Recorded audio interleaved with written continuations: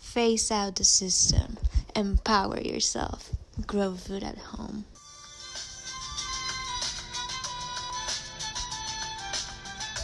Hey, what's up, guys? Welcome to the Grow Food at Home podcast, episode 7. I'm your host, Jack Sandquist. And today we're talking about something that has really gotten me jazzed up since the beginning from when I got into farming. And that is, what would I plant if I needed to survive? And I think this is kind of like really kind of a desired subject with what's going on with the coronavirus. A lot of people, I'm literally getting probably 5 times the amount of messages every single day since this whole thing popped off, with the coronavirus scare, and just grocery stores, not having all the food all the time, people one in, one out with it's just, there's a lot of scarcity vibes going on, and we're not about the scarcity vibes on the Grow Food at Home podcast. We are into the abundance vibe. So I want to get into in this episode about what exactly I would plant in order to survive. Because at the end of the day, a lot of the things we grow in our garden are just because we are into them, and they're kind of more like high value crops, things like tomatoes and some leafy greens, kind of some one and done crops. Some of these crops, you're not gonna be able to live off them. They're not calorically dense. There's not a lot of substance to them. And so I want to get into what I would grow if I really had to live off my garden, right? So this topic has really been I've been seeking it out, the answers to this question, since the beginning, from me getting into farming. I realized at one point in college, I was if I had to live off the land, I don't know the first thing about anything. So it really that's kind of was one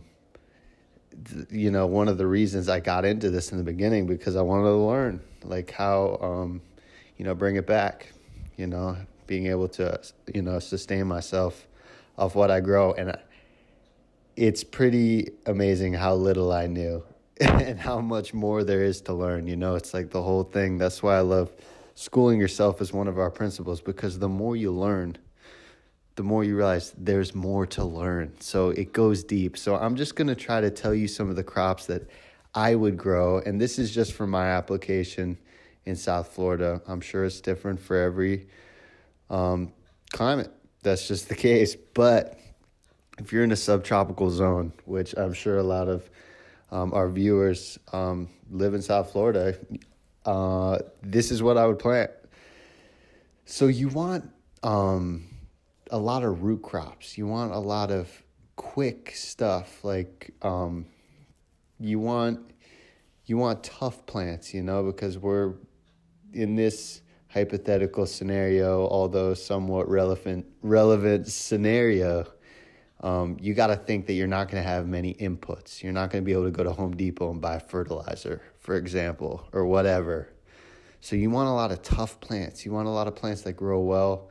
You want a lot of plants that don't need so much watering all the time. They kind of can do their thing. And you want abundance. You want plants that are really prolific. So I'm going to get into it. Right off the rip, I would plant bananas and papayas. I mean, papayas make so much food. I think it's really underrated. You could juice the leaves. People don't know that. You could eat green papaya. And they just make dozens and dozens of papayas once they start popping off. Bananas are so quick, under a year. You plant some pups you get from a friend or something. Under a year, you get, 100 plus bananas. And they keep coming. So bananas and papayas, all these crops I'm about to tell you guys to plant right now because of what's going on they are all kind of food forest crops. So what I mean by that is, kind of the two models I bring to people when I help them grow food at home is a garden bed to do kind of your kitchen garden, your herbs, your salad greens, your cherry tomatoes. Or there's food forests where you could do kind of more of like fruit trees and perennial vegetables, like turmeric, stuff like that. Like mainly just like fruit trees, more like longer term stuff is the easiest. There's a lot more involved with food forest, and I'd encourage you to go look it up because it's an amazing system. But in short, for someone who doesn't know about it, it's really just like longer term stuff, just going right in the ground. You don't need like a special raised bed and irrigation and, really dialed in soil. You could kind of work with just kind of planting and making kind of a food like right in ground, So anyways, banana, papaya. So I would encourage you to just tear up your grass and like put these plants in the ground. And I have some YouTube videos on how to make a food forest from scratch too. You could look into that. But yeah, I mean, okay, so yucca just does its thing. And these are long-term crops. Like it is relatively long-term. Yucca takes about a year I got some varieties that take like 8 or 9 months. I just put those in the ground. But still, that's 8 or 9 months, and then you get your yucca. So it's still kind of like you're waiting. That's why I tell people, plant now.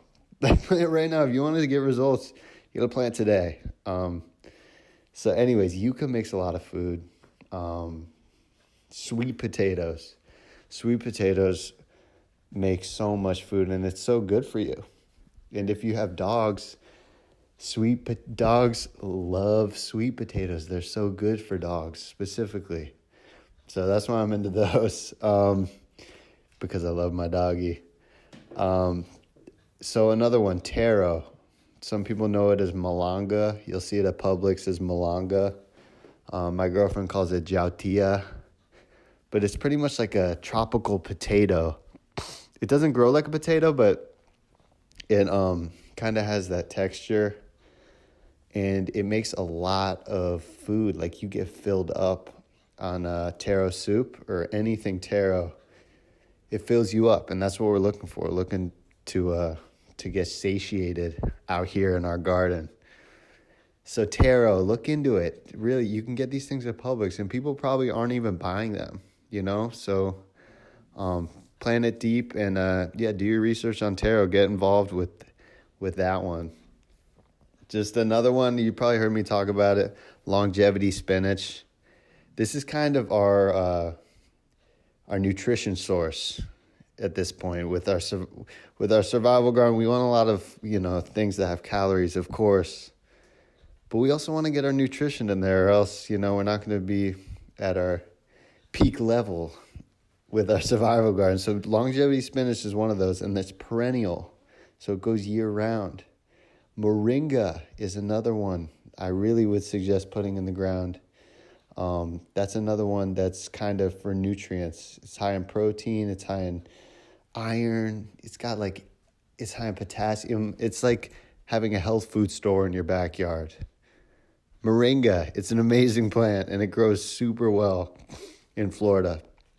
It likes to drain, though, so if you have like a swampy yard, just like most things, they like to drain, so build up the soil so the moringa tree will thrive. So longevity spinach, moringa, Seminole pumpkins are like crazy productive, and pumpkins, they're these little pumpkins that are really well adapted to Florida. But I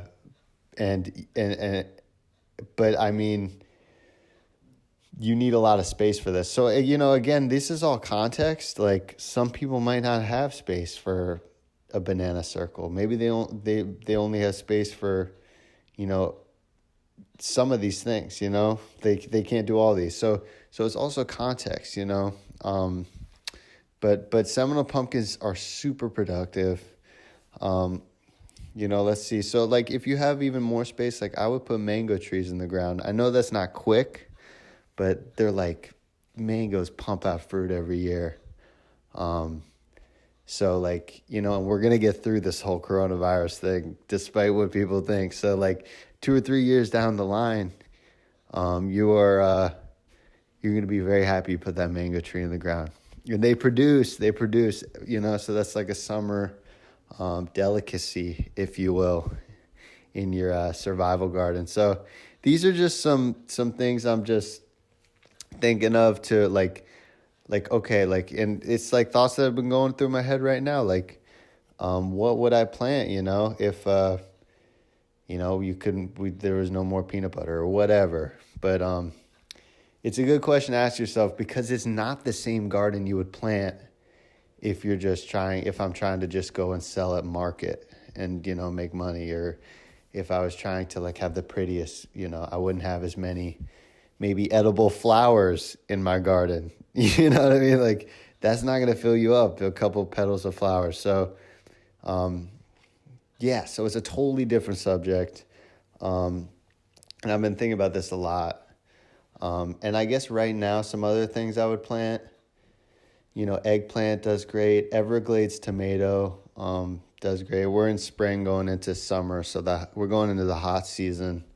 If anyone's, listening to this after the fact, going into summer, like eggplant does great.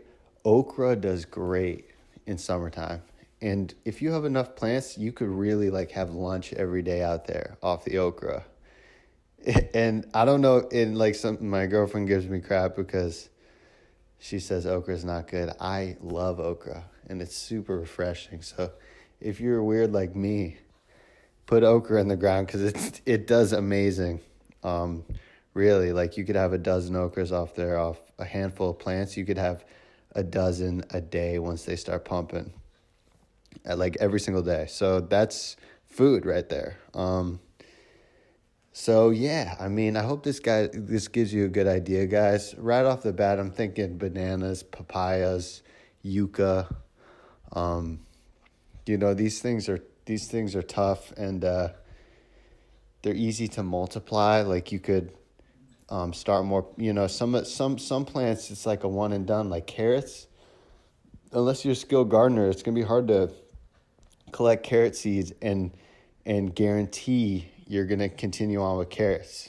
You know what I mean? Like we gotta think extra long term with our survival garden. Like humans back in the day would keep crops for generations, and they were super super skilled with it. We've lost kind of that art. Just the layman doesn't really know how to keep these crops alive each year.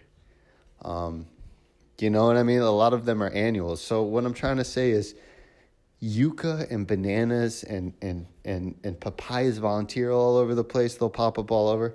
They're hard to get rid of, which is huge, which is like, because if we're not as skilled as our ancestors who save corn or whatever for millennia, we need ones that are like foolproof. Like we're gonna, like when we harvest our sweet potatoes, there's going to be slips popping up for months and months to come. So you could start a new sweet potato patch. So that's really important with a lot of these crops. Like it's hard to get rid of them, and you want that because they are food.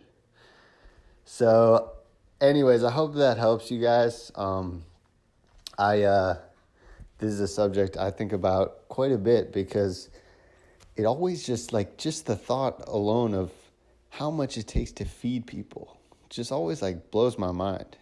I have a massive 4,000 square foot garden, and like a ton of young fruit trees, and like I have a huge space to work with, and I still go to the grocery store. I can't sustain myself.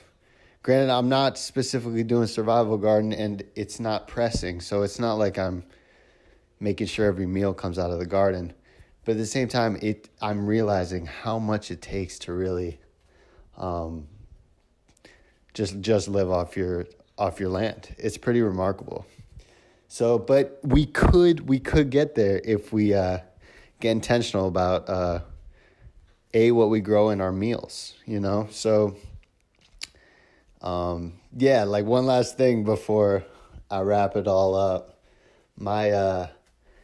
my girlfriend just made this soup, and it didn't all come from the garden, but it all could come out of the garden. Like, what I'm saying is all the ingredients are things we can grow right here, all times of the year, which is pretty much, it's pumpkin, carrot, which, you don't get a couple months of the year, but carrot, pumpkin, plantain, and then taro or jatia, the one I mentioned earlier.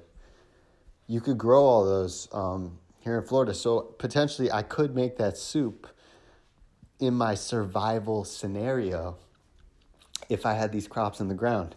So get your mind turning. What could I plant that does well, that is calorically high, super, super abundant, and it will also end up on the plate for me. So, good stuff. I enjoy discussing survival garden. I hope you guys do too. Until next time, guys. I felt like this was, a really, really good topic for what's going on. I know a lot of people ask me about it. But yeah, guys, until next time, let's create abundance together.